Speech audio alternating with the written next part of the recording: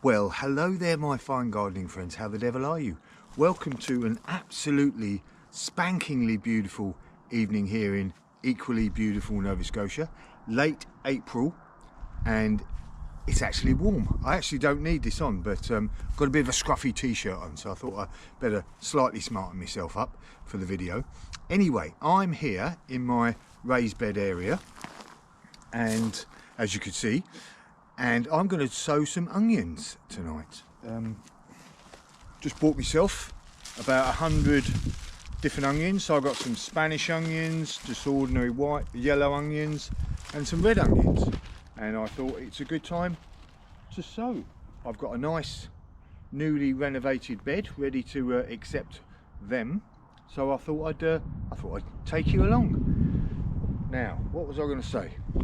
Oops, excuse the different angle there. The wind just came up and blew the camera over. Anyway, I use the multi-sow way of planting my onions.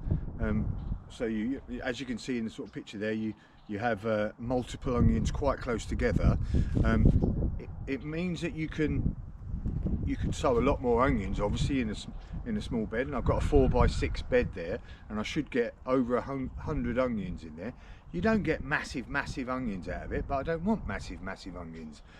You get good sized onions, and I've been using this technique for a few years now, and it's done me well. So I thought I'd show you what I'm doing, and why don't I just get on with it.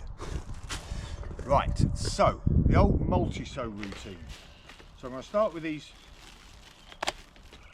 yellow onions. So I've got obviously a bag of sets here. You know, the small onions are called sets. They're only, you know, small that size now. Sell them in all your sort of garden centres and your big department store type places. So there we go. Now what I'm going to do is just going to push them in just below the surface, and I'm going to sow them in fours, so right close together, and I'll show you a close-up now. So I've got my four there. So before I move on, let's show you the sort of close-up technique. So I've got the first four there, and then I'm going to do about a hand's width apart.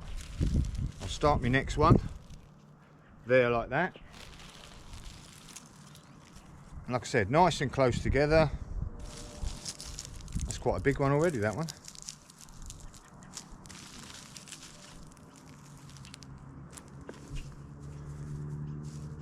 Just cover them over a bit. And as you know, we've got 4, 8, should get a good, well, 4, 8, 12, 16, 20. I should get 24 to 28 in a row. So that's quite good. So I'm going to get on with that now.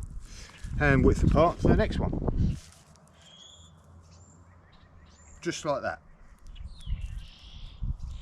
And then what they'll do is they will obviously grow, and you know, they'll get bigger and they'll push apart, and some will get grow faster than others.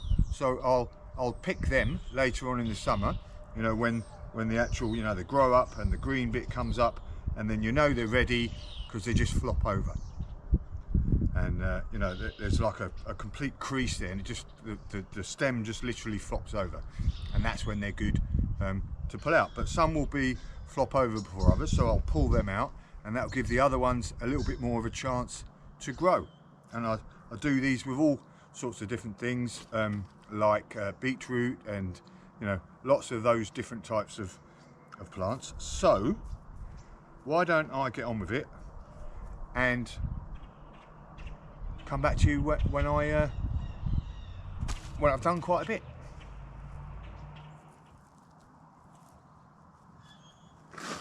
So there we go. I have sown the whole bed, all of the onions. So it's about 150 in there, I reckon. And I'm just gonna, you can see now they're sort of not covered, but I'm just gonna cover them all up now, and they'll soon get going once the soil warms up. Make sure they're nicely pushed down. And I've done the Spanish onions, then the red, and then the yellow onions, or the yellow onions, then the red, then the Spanish onions, so that, you know, I get some delineation and I know the difference between. I'll put a sticker in there anyway, just, you know, say what's what. But yeah, so there we go. That is my onions done. I'm not going to really do anything else other than obviously water them if it gets too dry, cut off any flower heads if some of them start to go to flower, and then wait until they flop over, and that's it. Now these onions, once you let them dry off, etc., and we'll come to that later on in the summer when I go to harvest them. But they will last me well into sort of January, February time, and they again taste so much better than store-bought. Oh, obviously don't want to teach you to suck eggs, but you've got a stem end and the sort of root end. Obviously you plant them root end down. Where was that one? Oh, I forgot where it went. It'll go there. So there we go. Job is a good one. And now I'm going to enjoy the rest of my beautiful evening here in beautiful Nova Scotia. Job's a good one.